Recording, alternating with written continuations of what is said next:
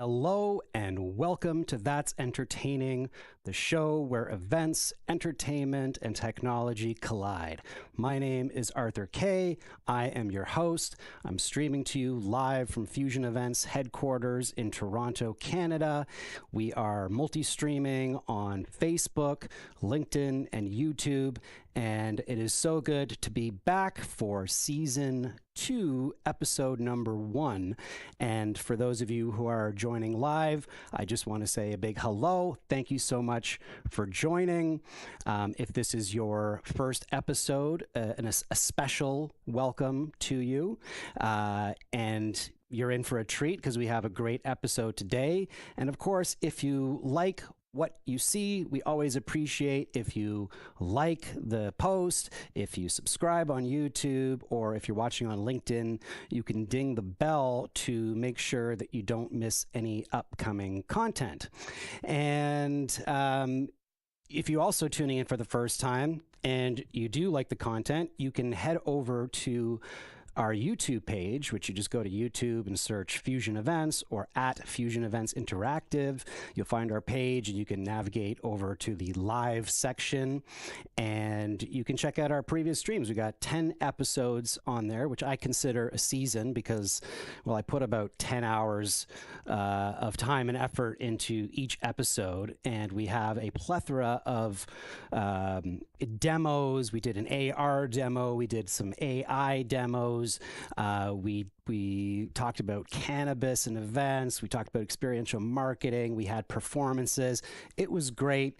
But really looking to top it this season, and we're off to a great start because we have a great lineup coming up in this season. We have next week Anthony Vade from Encore is going to be here, and he is an event strategist and an event design mastermind, and I'm going to be picking his brain. You'll definitely want to stay tuned for that. We also have Martin Smith, the keynote DJ, who is kind of reinventing sort of corporate DJ work for corporate events, and I'm really excited to chat to him because we're both, music heads, so that'll be awesome. And we also have Pat McGannon, who's from PM Gigs in Calgary, Alberta, who's going to be joining the show, and we're going to be sharing war stories. We're both on the talent booking side, and have been doing this for a long time, so we're going to have some hilarious stories to share, I'm sure. So you want to tune into that. And I want to encourage everybody to say hello right now if you're watching live. Say something in the comments, say hello, let me know where you're watching from. It's always, good to know that there's people watching this live. And if they're not, that's okay, because we repurpose this content and you'll probably see it at some point. Hi, Jaya. Very nice to see you. Thank you for tuning in today. And, the LinkedIn comments section on an event is actually a super powerful place for networking and meeting like-minded event professionals. In fact, that's how my guest today came on the show, through the power of LinkedIn comments. She commented on something I posted, then I commented, and next thing you know, she's on the show. So definitely use those comments. We got who do we got here? We got Marie is tuning in from Hamilton. We've got Martin, the keynote DJ Graffiti, who's going to be on the show soon, tuning in from Ann Arbor, Michigan, which I've been to, which is an awesome place. I have family who lives in Ann Arbor, so I love Ann Arbor. I'm going to have to pop in and visit you next time that I'm there, Martin. Yeah, we got a great show. Later on, I'm going to be putting Liz in the hot seat in a new segment called Hot Takes. So that's going to be a lot of fun. Going to really put her on the spot. And what else? We have, a very new sort of feature to the show where you can actually call in to the show using the power of Zoom. So I posted excuse me, I posted the link on LinkedIn. This is only for my LinkedIn people. So if you're watching on Facebook or you're watching on YouTube, head over to LinkedIn, find me on LinkedIn. I'm streaming there now. And you can just by a simple click, you can join the show. You can do it at any point in the show. The meeting's open. And also, just so you know, you don't have to like watch in two places. The show is there on Zoom, sorry. It's in there right now streaming, and we could even have a little community of people having a little watch party on Zoom because you can see the show there. You can chat amongst yourselves. And if you have something to add, you have a question for Liz later, you just want to say, hey, Arthur, you're doing a great job. Keep it up. I welcome that.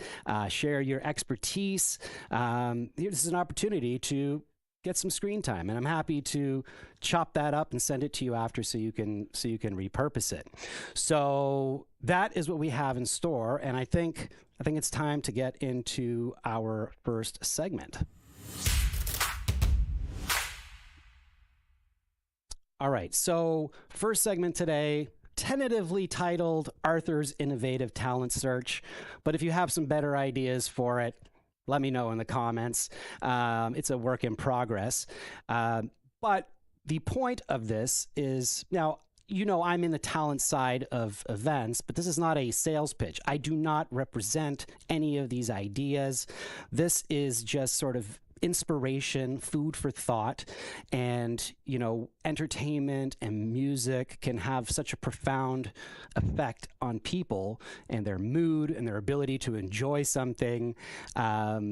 So I really like to think outside the box. I mean, there's nothing wrong with traditional entertainment, but people are craving something different, and there's a lot of innovative talent out there. And that's what I do. I scour the web for innovative talent, and, you know, YouTube and TikTok are great places to find ideas for, you know, new talent and new entertainment ideas.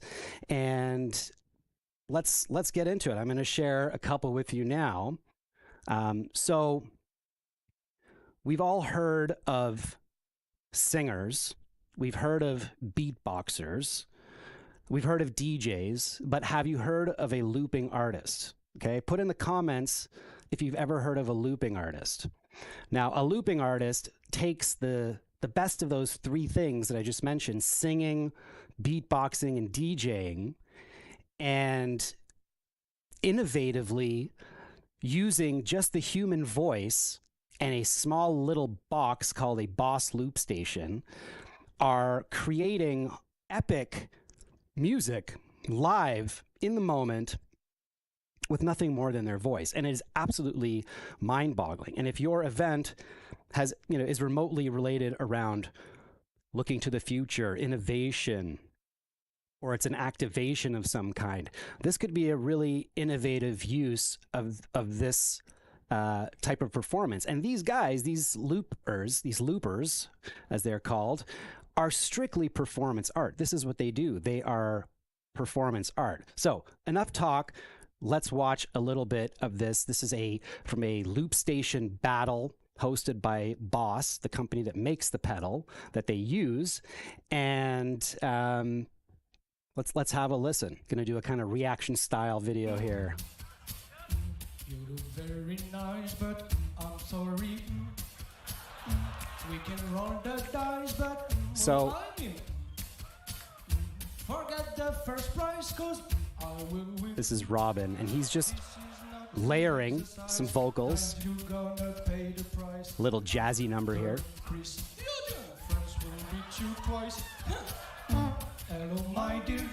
Oh, we got someone on Zoom. Very nice, but I'm sorry. We can roll the dice, but I will forget the first prize, 'cause I will win. So he's layered harmonies now. This is not an exercise.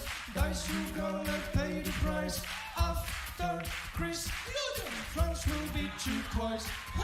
Hello, my dear dice. Now the third part, the high part. Very nice, but I'm sorry. We can roll the dice, but Crowd is really getting into it. forget the first prize, 'cause I will win. This Dice, you're gonna pay the price. After Chris, you and friends will beat you twice.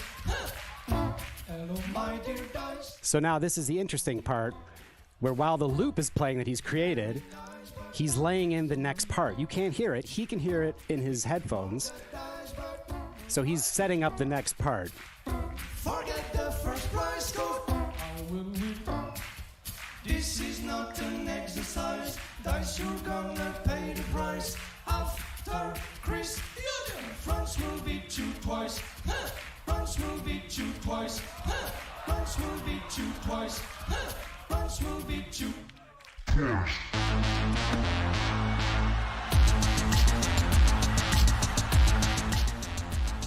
And the crowd goes absolutely bananas. I don't know if you were expecting that, but this is all his voice, and he did this in minutes.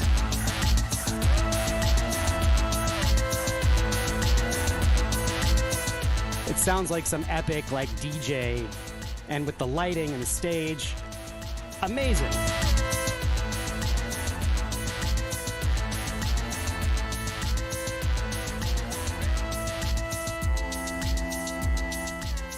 Nice little breakdown there.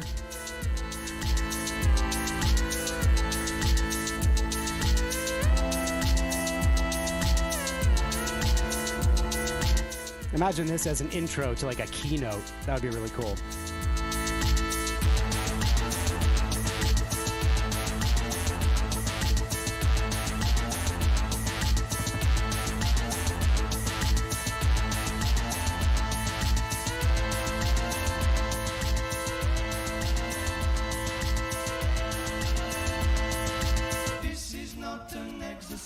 And then he brings back the intro.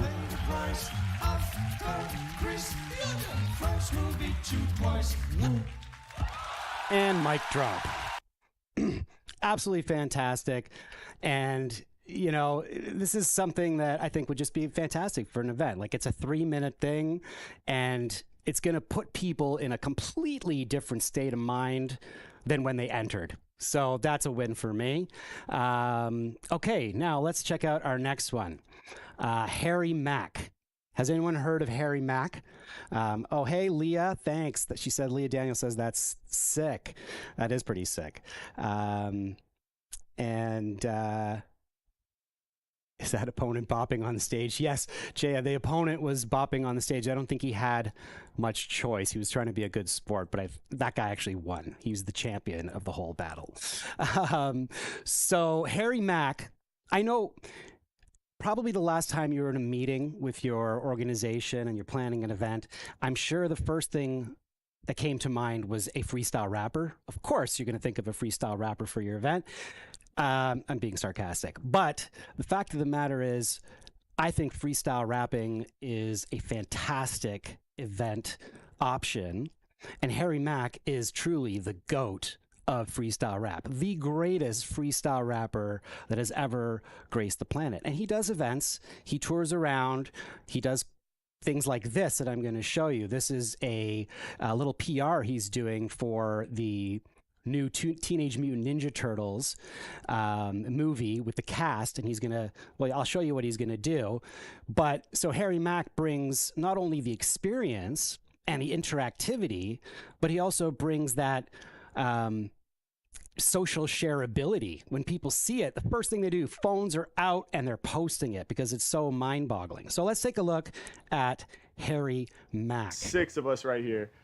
Let's take one word, a random word or topic from everybody here. So we'll get 6 words to play with in the freestyle. Can we do that? Yes. Yeah. I have an idea. I have one already. Okay, what you got? Let's do ooze. That kid sounds like a Teenage Mutant Yes, Ninja Turtle. okay. For sure. Ooze, I love it. I'm gonna go with mayhem. Mayhem, yep. Mutant mayhem. Ooze, mayhem. And Seth Rogen, who's I'm the on the producer. spot here. He's there I guess too. I'll go with the turtle theme. Let's go manhole. Manhole. Let's go manhole. Yes.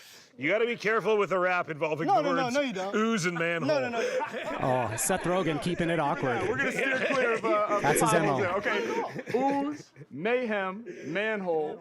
Yep. Superfly. Super. And of course, that's the legendary Ice Cube from NWA and various Warthog. movies. And warthog. Yes. Okay, I love it. Let me make sure I got him. Ooze, mayhem, Check this out. manhole, Amazing. superfly, pepperoni, and last but not least, warthog. I think I'm ready. Should we get this a shot? Let's do it. All right, let's get it, y'all. Turn this up. Yeah. Okay, yeah. Off the top of the dome, listen, off the top of the dome. Every time that I rhyme, yo, we lock in the zone. H-Mac getting busy when I'm in the cypher circle. I'm underground like the Teenage Mutant Ninja Turtles. It's H-Mac, I'm about to bubble like jacuzzi. I'm blessed to be here, helping with promo for the movie, yeah. Anybody step in the Mac gonna lose. When it comes to off top, I'm the one they choose. Around the whole scene, I'm about to peruse. Over these beats, man, I let my lyrics ooze. Okay. H-Mac, I be flowing off the brain. I feel the instrumental while it's oozing through my veins. It's oozing through my blood. It's oozing through my body. The way that I come off the top of the mental, they know that the lyrics are godly. H-Mac, I make it happen. I'm microphone slaying, never playing. My lyrics about to cause some mayhem. Every time I spit for y'all, I prove that I'm a straight boss. I said I'm causing mayhem. My flow is causing chaos. Yeah, H-Mac, y'all know that I rock with these. He really keeps it on topic. And he can do this for hours. He did a live stream. He did a live stream for 10 hours recently with just using the audience's input. When I get loose and they be loving all the rhymes Harry Mack can produce. Now I said off the dome, I let the thunder pound. Beneath the manhole, my flow's underground. Yeah, it's H-Mac, man. I'ma send it through ya. I said I'm underground like I'm chilling in the sewer. H-Mac, I'm here. I be under the surface. I'm living my purpose. I'm stepping up. I'm feeling mad nervous. They said, Mac, you nervous? Truly, why? I said, I'm sitting next to Cube. Yo, that's super fly. Getting busy. When I rhyme, I stay real. Superfly. So he can go on for days. And so I think this is a fantastic, this could work in a small VIP sort of scenario, or it could also work on a big stage where people can input words and ideas and thoughts, and just, yeah, totally unexpected, and a way that you can surprise and delight people. Now, speaking of surprise and delight, I have one more entertainment idea. Again, a little bit unexpected, a little bit outside the box, but you know how you feel when somebody gives you a compliment? Well, this guy, Troy Hawk, has made a shtick out of that, and he does it incredibly well. And I think this could be a really, really good, fun activation, or I wouldn't even call it an activation. I'd call it a sort of site animation, if you will, to plant some people in there, to walk your trade show floor, to be, you know, as greeters when people are coming in to register. Take a look at this idea. I love your lavender blue color scheme. Goes with the blueberries as well. Clearly a man with an eye for detail. You have a very confident stride. Sorry? Very confident stride. Loved it. I adored the way you laughed at that pigeon. Compliments are simple, but not easy. Trust me. You have a marvelous weight distribution between your feet, sir. Good, easy shift. Especially for us Brits. Present company included. I can give them, and do, but I can't take. Oh man, you're so good. Oh, stop it. Oh, behave. Oh, come on. go on. Oh, man. behave. Doesn't mean I don't love it. You look great. A Yorkshire compliment, that's cast in gold. Sincerely appreciating something someone has made an effort on will make their day. True. So you're in aquamarine blue jeans, field of dreams. Yes, you are. You're doing a wonderful job in a tricky set of circumstances. You're welcome. You look like a painting, and you're just sitting there. It's fantastic. The more unique, the more bespoke, the more devastatingly effective. Your vibe is genius artist turned creative corporate legend. Beautiful. Safe and stylish. You look pensive, And but everyone also reacts capable enough to deal positively with anything to that's this. worrying you. You have ski Puts a resorts smile earning on energy. people's face. Sweet vibe, sir. Human Ibethan sunset. Get it right, and it's like a natural high for the pair of you. Adore your head, sir. Love it. It's wisdom. Should be cast in marble. See? We both feel like we've had a coffee. And so true. Compliments, just a simple compliment can really change someone's mood as they're entering your event or they're wandering through your trade show. I think this would be really fun to do. So that is the end. Let me know what you thought, if you would use any of those ideas. Yes, Jay says the smoking jacket. Yes, I love that too. That's fun. So let's move on to our next segment. Special report. Okay, so I'm going to take you back to 1987, and I'm 7 years old, and I'm watching a new pilot for a show called Star Trek: The Next Generation. I'm not a huge Trekkie, but this was a big deal back in '87, and we have this new technology that has been presented. This new far-fetched technology that has been presented in Star Trek, and let's take a look at what that is. Hey guys, Tyler here. The holodeck is, in my opinion, one of the most fascinating technologies in Star Trek. First featured in the Next Generation pilot Encounter at Farpoint, holodecks use a combination of advanced projection and force field techniques and processes to simulate holographic environments. We see them installed aboard starships, space stations, and various Starfleet installations. They serve a variety of purposes, not just for entertainment, but also investigations, medical treatments, and especially training. But how on earth do holodecks provide the illusion of real objects, environments, and distances? And could we possibly build something like them in real life? Well, I think we are one step closer to something like the holodeck with the announcement of the Apple Vision Pro. This new spatial computing, they're very specific about spatial computing. It's not metaverse or augmented reality spatial computing, but let's be real. It's pretty much the same thing. Mixed reality, and it's making waves right now, and it's an absolutely incredible technology, but Apple does not want you to buy this. Okay, this is for developers, this is for the really innovative thinkers to come up with content for the future iterations of it. If you really think about, the iPhone, the first iteration of the iPhone to the current iPhone, and the amount, it's, 20 years or something like that it's been, and the amount of innovation that's happened in that time, I think with this technology, it is going to progress significantly faster. And I just want to kind of scroll through, if you haven't had a chance to check out some of the sort of features of it. But right now, to me, it's sort of a glorified iPhone that you can put on your head. It doesn't have a ton of features. It has all your, Apple apps built into it. I can see it as a great use case for editors, video editors, photo editors, to be able to have huge screens and, be able to put different screens in different places, or even being on an airplane. I think that's a great use case to be able to kind of block everything out and get some work done.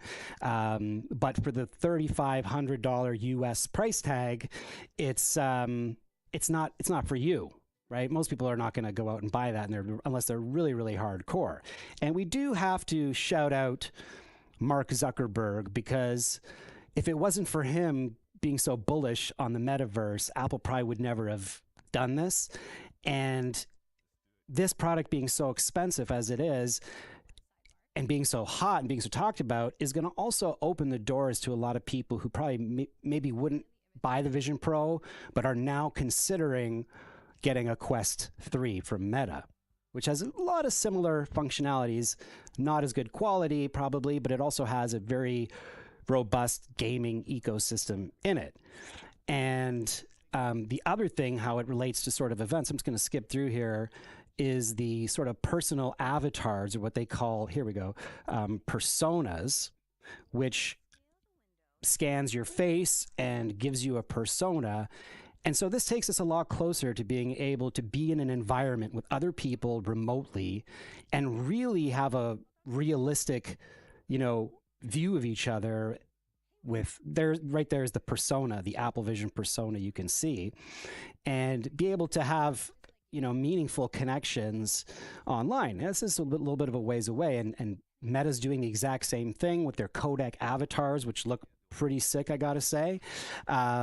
So that's really interesting in terms of how that could be, applied to events or, working in the future. But we're still like a good 5 years away, at least, from this really being mainstream. But I do look forward to seeing where this goes. I'm curious if anybody out there watching has ever tried a Quest 3. If you tried a Quest 3, let me know. If you tried a Vision Pro, let me know. I can't wait to give it a whirl. But I'm definitely not going to be jumping on the first generation because it's just, it's not quite there yet.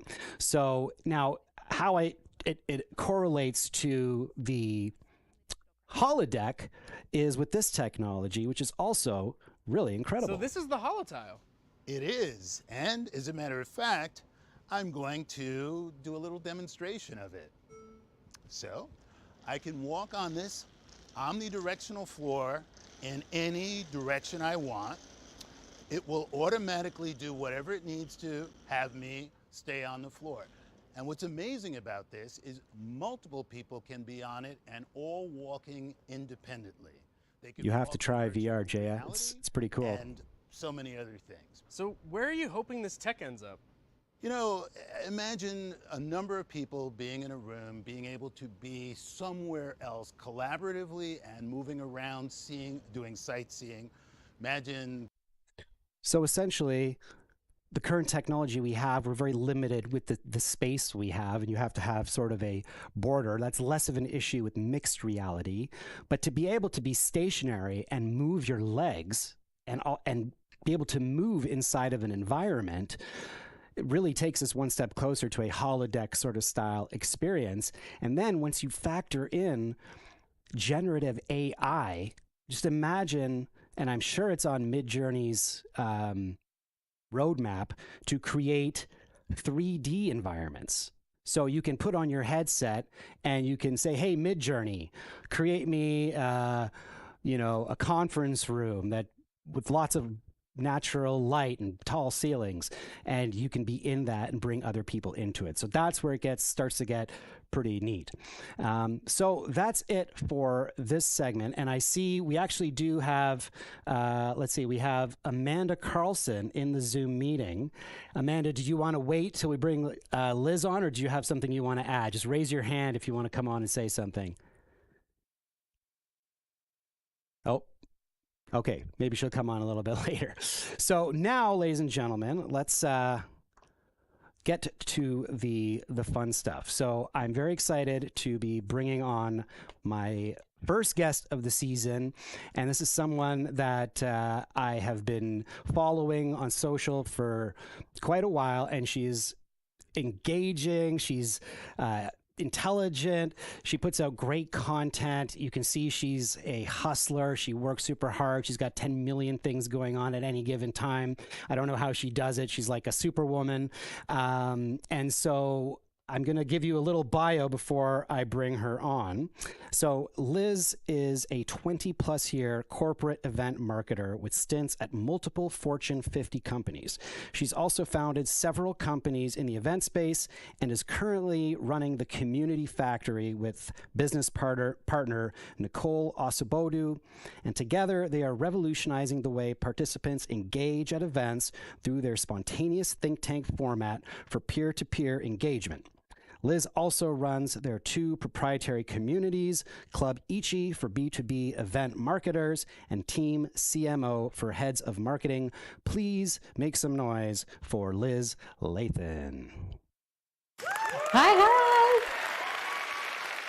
That's the audience. They're there. They're clapping for you. That's amazing. I don't even want to talk about community. Can we go back to the holodeck? Yeah. Are you a Trekkie? Oh my gosh. I believe we call ourselves trekkers. Oh, trekkers. Okay, I didn't see that. Actually, Vanessa says, imagine walking a client through your event design before the actual event. Exactly. I mean, 3D renderings, you don't even need them anymore. I think that it's incredible. Absolutely. So, Liz, thank you so much for being on the show. Really appreciate it. Like I said, I've been, following your stuff for a while, and you're definitely an inspirational figure in events. So it's an honor to have you. Well, it's an honor to be here. Your show is spectacular, by the way. I think that it is the most beautifully produced show in the entire industry, and more people need to know this. It's so much fun. Thank you. Thank you. Appreciate that. Trying to do something a little bit different here on LinkedIn. So, Liz, tell us a little bit about your journey. I always like to know how people get into the events industry. Most people it's by accident, but I'm curious to know your story, and then sort of let me know, fill us in terms of what it is that you are working on now. Yeah, I think, I guess I've always wanted to be in the event industry, but didn't know how, because there was not really a clear path other than going in hospitality, and that wasn't really my interest. So I ended up auditing a class when I was in college about special events, but still went with the journalism marketing path and got a real marketing job at a real tech company. And then I happened to be at the company that for their user conference, they got everyone from every department to pitch in and be a part of it. And so I really got to experience corporate events the very first moment I was in this marketing team. I ended up being in charge of registration for the big, small now, 1,100 people. Back then, it was a big deal. And I was kind of hooked. And then when I left there, I went to the association world for 5 years and ran education and programming there, where I got my CMP certification and really kind of honed the logistics side of events. And then back to corporate, where I kind of jumped around the ladder or the jungle gym that is the career and got more into strategy and management of the global event team and things like that. So I spent most of my career building the box that people meet in. But what I really came to care about after 20 years of that was what happens when they get inside the box, because there was not enough conversation or planning around the design of what people do when they get there, other than the content they are supposed to sit and get. And what I really cared about was, how do the people meet each other? How do they create connections that transcend business? And how do you really stop the workplace from being so lonely, which of course was accelerated by the pandemic, and people found new ways to use the screen to make connections. And coming out of the pandemic, people just really want more connection. So that's what Nicole and I decided to do in 2022. We jumped ship from where we were before and started up the Community Factory to really focus on what happens inside the box that all of these other event agencies are creating so beautifully. And so give me a little more detail on what exactly that is. How do you engage people? And I totally agree with you. I mean, having been in the events industry for 25 years, the format hasn't really changed. There's not a lot of innovation in the sort of design, I guess, thinking of the event, and how do we actually facilitate people and groups working together and creating something more. Yeah, it's energy. We talk about energy is, or emotion is energy in motion. And what you think about the difference, can't remember who I was talking to the other day that said this, and it was so brilliant. What's the difference between a keynote and a concert? People want to be in the front row of the concert, but in the back row of the keynote, because you're just using the energy wrong. So if you start your keynote with the looper artist that you had in the beginning here, I mean, people are going to be right up front, hands in the air, having an incredible time, which is very different from everybody come in, take a seat, be quiet now. It's time for the two people in the cushy chair under the spotlight to talk to each other. It's, changing up that energy in the experience. And I think that that's impactful. I'm not saying that keynotes should go away by any stretch. I think that you can get inspiration and motivation from them, but I think that we have to design the experiences to let people talk about what just happened in there, and to create shared experiences that they can take after the event and actually form relationships from having done that together. And how do you do that at the Community Factory? So I know you have these spontaneous think tanks. I've seen the pictures on your LinkedIn, and it looks like someone threw up sticky notes on the wall. So I'm really curious. I want to know more about this spontaneous think tank idea. How does it work? I mean, without giving away your secrets. Can you walk me through what a spontaneous think tank is and how it works? It was born from an unconference format. So I had done unconferences for many years in several of my companies. And the unconference is usually if you have a topic that you'd like to share about, you write it on a sticky note and you go put it in a spot on the agenda. And so the conference gets built by people saying what they want to share. And it's a beautiful way to get participation. It's not always a problem-solving way, though, because people will come into an unconference knowing what they want to talk about. They prepared slides, they're ready to give their pitch, and they're ready to go put it up there. But it is crowdsourced, and that's fun. So we took that and flipped it on its head and used Adrian Segar's method of crowdsourcing and participatory meetings to bring the sticky notes out to our participants and say, what challenge are you trying to solve right now? And then take a step back, look at the wall of woes, every challenge that everyone's trying to solve, and go put a check mark on one if you're trying to solve that too, if you see something else that you're trying to solve. Now, go look at those again, and if you've solved one of those, add your name to that. And so from there, we're able to go find the people who have solved problems that are willing to share how they did it with all the people who are trying to get their problem solved and create true peer-to-peer conversations. So you can do it when they're completely 100% peer crowdsourced and led, or companies can do it with their own subject matter experts. So you allow the participants to tell you what they're trying to solve. And now you've got some dedicated SMEs from the company who can go pick some of those topics off the wall and go, let's lead a conversation around that. Either way, you're still getting people to talk to each other, to share their expertise and their experience, to give and provide value. And people get to actually talk.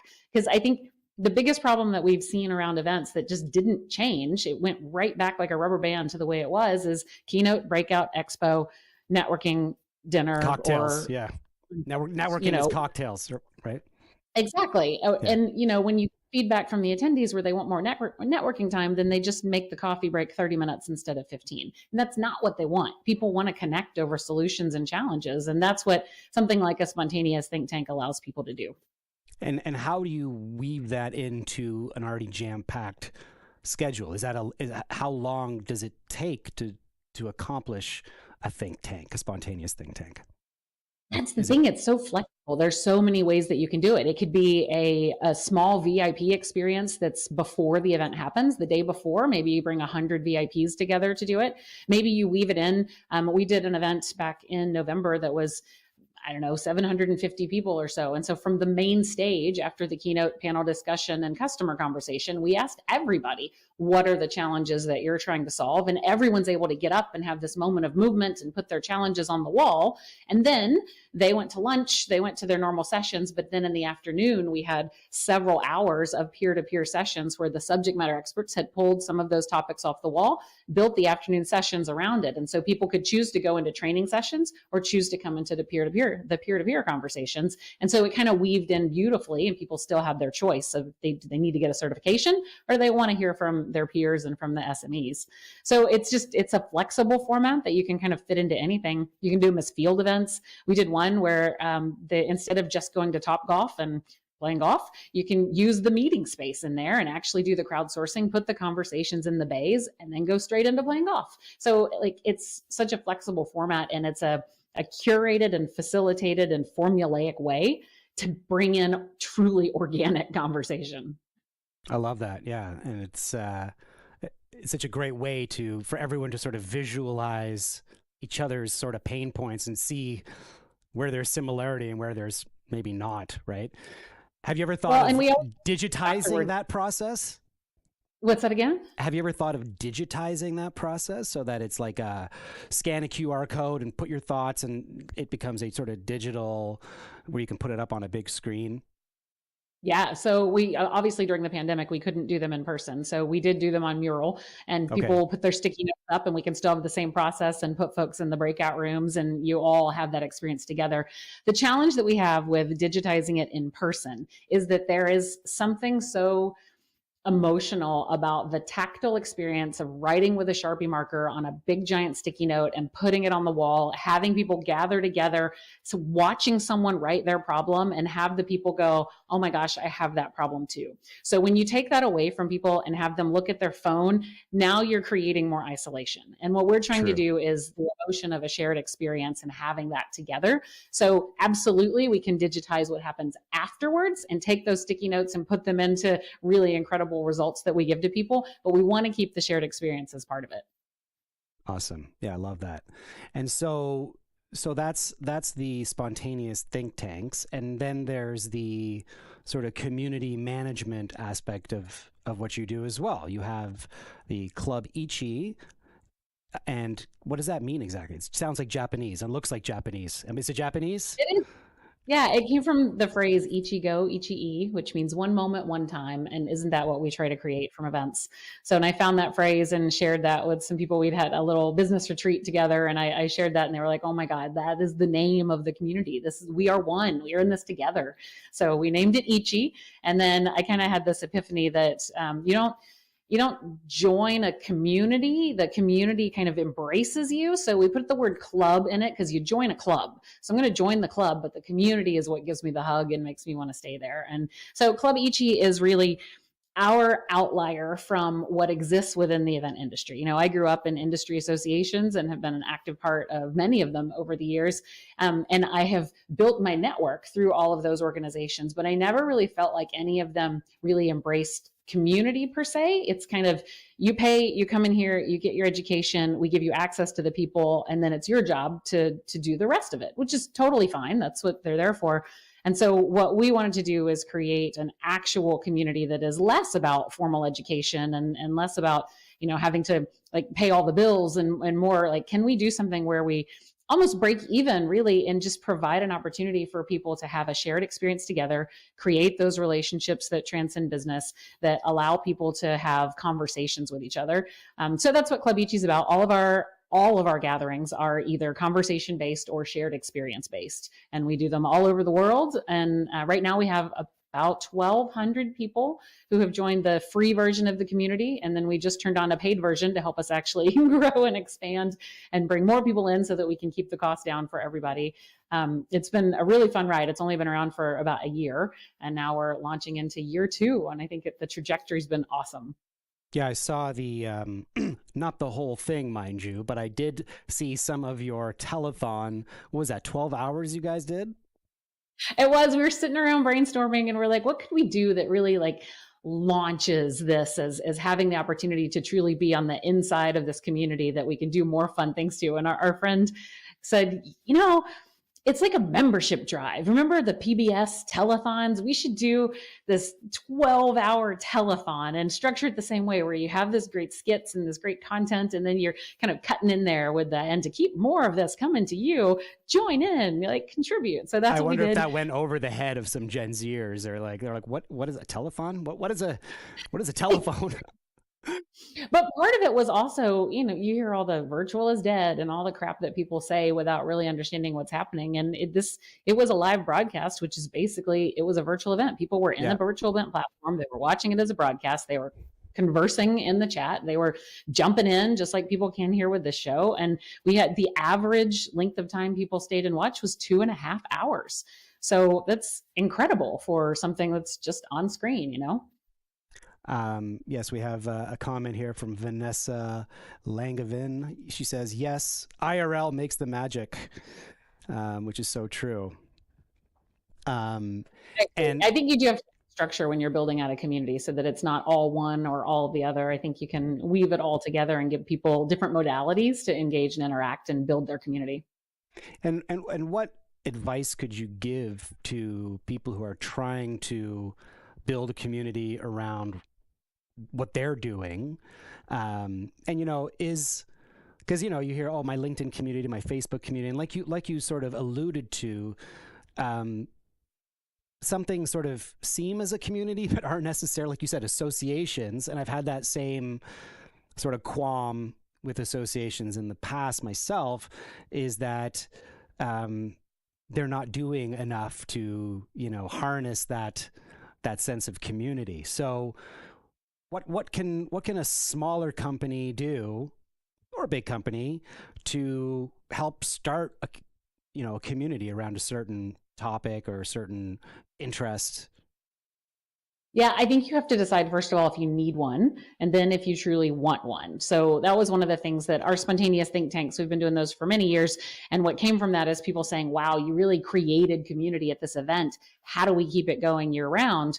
and who keeps it going year round. It's not the marketing team's job to run the community. It's their job to nurture leads into sales. It's not the event team's job to run the community. It's their job to keep the events going. And it's not the community team's job often to run this kind of community because they're focused on a user community or a very specific set of communities. And so that we launched the idea of community as a service to actually take some of that lift off of the company and keep the community going so that you can put it throughout the year and have that evergreen moment. But that's the question is, do you need a network or do you need a community? So if you're a solopreneur or have a small company or even in a big company, are you really just trying to build a network of people around you so you can sell them things?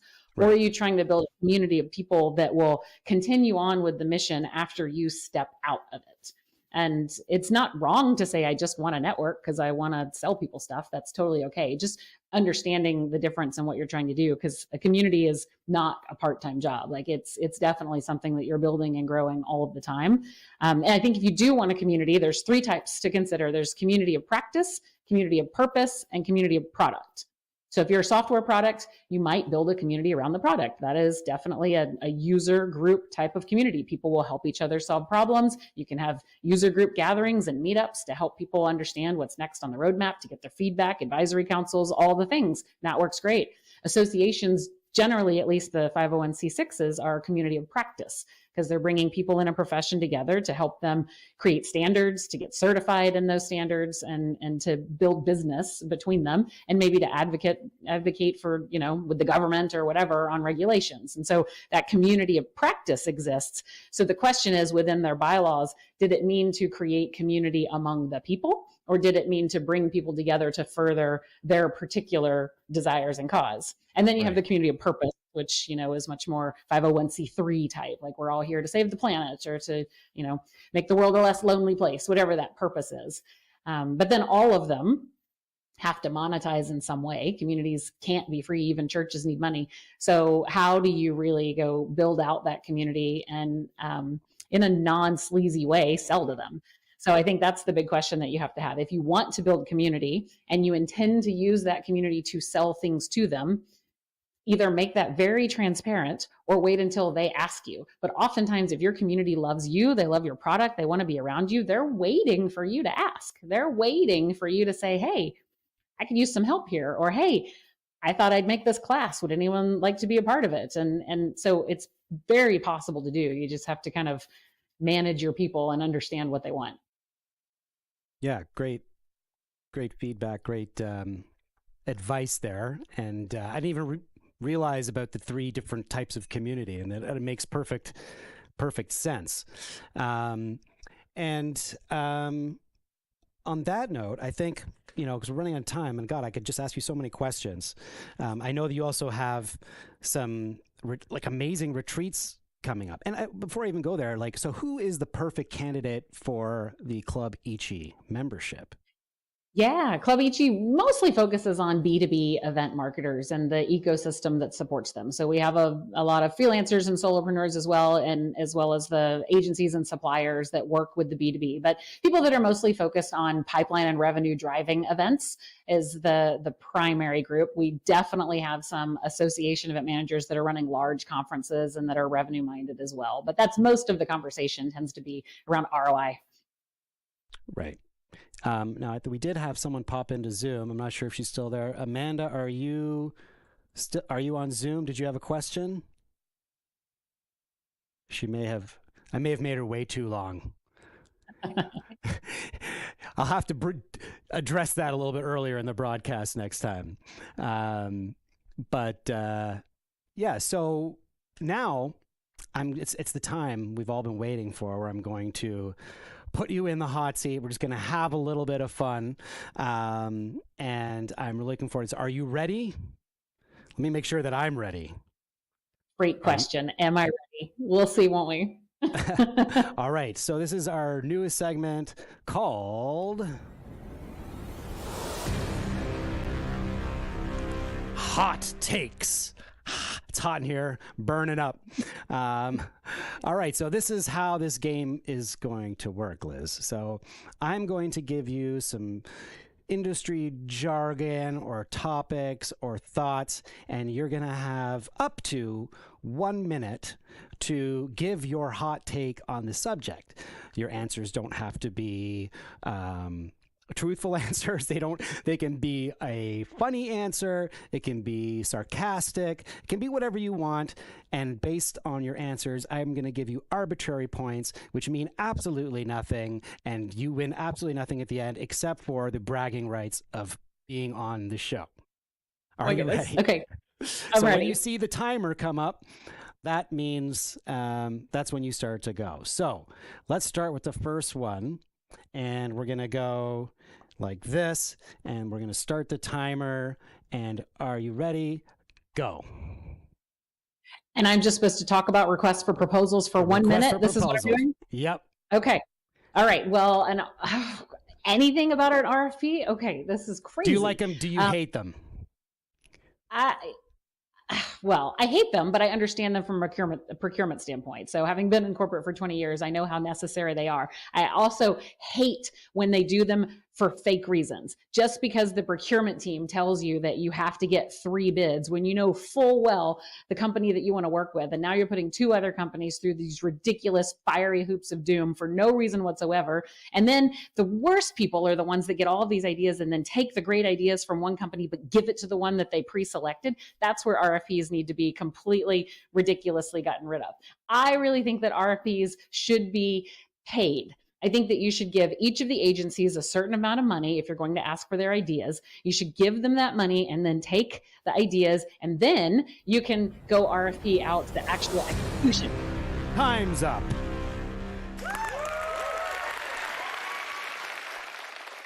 $99 points. 99 points for Truth Bomb right there. At first, Liz was like, oh my God, what am I doing? What the hell is going on here? Do I know what about RFPs? So, but then you absolutely nailed it. So I think you got the gist of the game. So now we are going to move on to the next one. Are you ready? You have a moment to think about it. And when the time's on the clock, you can go.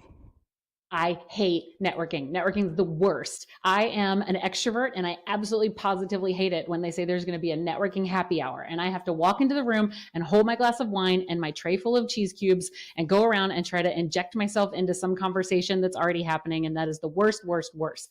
I think that if you're going to do a networking happy hour, you absolutely positively have to have event wingmen. So much like you had earlier in the show, the guy roaming around giving out compliments, you need somebody like that to see the poor people with their wine and cheese cubes and say, hey, have you met Sandy? And then you bring me over and you introduce me to Sandy. Or you break into the groups for them and get that person in there.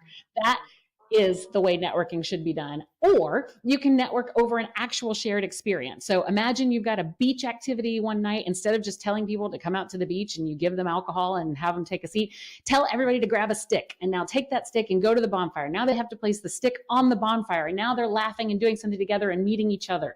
That's how you network. Confetti bomb for that one. I give that a good 90 points. That was fantastic. I love the event wingman idea. In fact, I've only been to one event that I can think of where I walked in and someone came up and said, hey, let me take you around and introduce you to people. Mm-hmm. And that takes a lot of pressure off. Why don't more of them do that? If you're an association, this is why your board of directors exists. Have them go out there and be the event wingman and have them. They're the people that know everybody. Have them introduce people. I don't know why more people don't do that. Jaya says 5,000 points for you. All right, let's do another one. I got some good ones here. I got a, and you're giving such good answers. Okay, let's try this one. Okay, facial analysis versus facial recognition.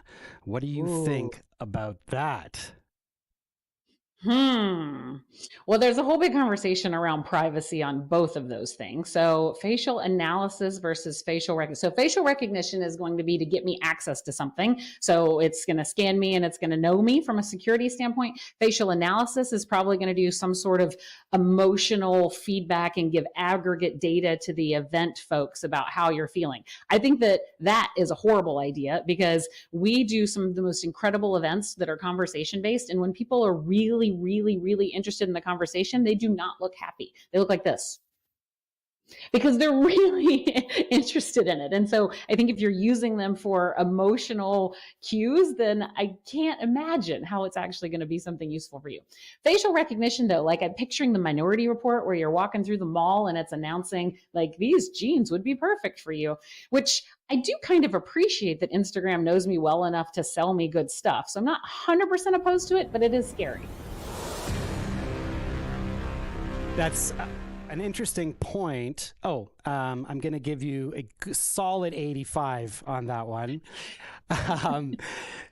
The interesting point about, certain types of events may not be a good candidate for facial analysis. Like, for example, maybe it's a good shopping in a store is a good use case when people are going to check out different products and their reactions to it, but maybe not the best use case for a spontaneous think tank or a event where people are really listening, because it's hard for AI to read that expression and interpret it, well, right? Some people are just not facially emotive, and why should they be punished and called negative? Yes, some people have faces that rest in unpleasant ways. Okay, the future of events. What do you think the future of events looks like? And you have 1 minute on the clock. Oh, okay. The future of events is people first, pipeline driven, and active. That's at least what I want to see. So I think that we can incorporate AI into what's happening, and I think that we should, and it's going to allow us to scale and be super creative. But events are all about the people. So stop making us sit and get for 8 hours in a dark room and start allowing us to talk to each other. I think pipeline, because if your events are not driving ROI and they are not driving your business, then you're not going to be doing events anymore. So make sure that you're not just doing fluffy community things. Make sure that you have a business reason. And then I don't remember what my last one was. Do you remember? I can't read your mind, so I don't remember what you were thinking. The future of events.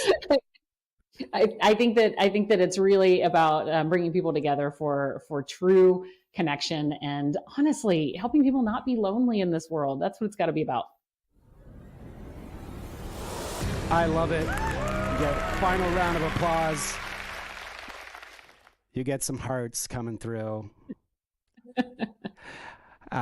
So at this time, Liz, I want to thank you so much for being on the show.